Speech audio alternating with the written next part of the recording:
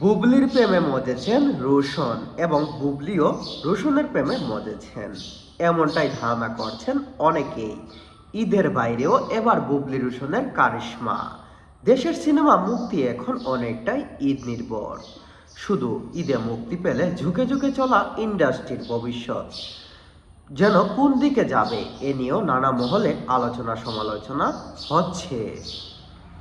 তবে এমন আলোচনার মধ্যেই চমক দিলেন নায়িকা বুবলি ও চিত্রনায়ক রোশন। ঈদের বাইরে পর্দায় আসছেন তারা। আগামী ৮ই মে মুক্তি পাচ্ছে তাদের অভিনীত সিনেমা সদর বাড়ির খেলা। এটি সরকারি অনুদানে নির্মিত সিনেমা।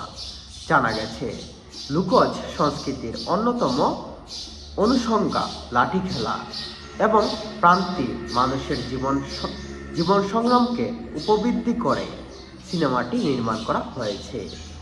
গল্পর অবনতিত হয়ে গ্রামীণ ঐতিহ্যবাহী লাঠি খেলা ও লাঠিয়ালদের পারিবারিক সংকটের কেন্দ্র করে এই সিনেমাটি তৈরি করা হয়েছে, যেখানে অভিনয় করেছেন রোশন এবং চিত্রনায়িকা শবনম ইয়াসমিন বুবলি।